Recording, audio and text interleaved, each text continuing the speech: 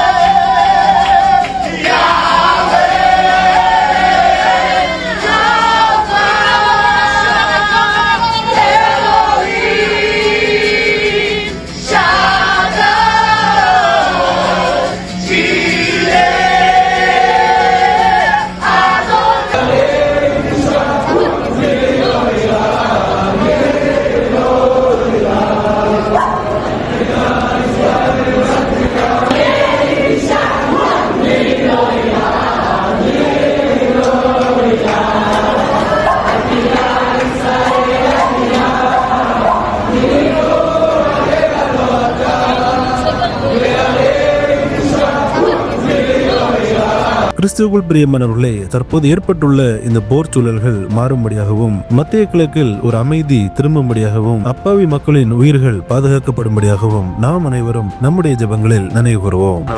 இந்த தகவலை தவறாமல் உங்கள் நண்பர்களுக்கும் பகிருங்கள். எங்களோடு இணைந்து பயணிக்க இந்த சேனலை சப்ஸ்கிரைப் செய்து கொள்ளுங்கள். தேவன் தாமே உங்களை ஆசீர்வதிப்பாராக. ஆமென்.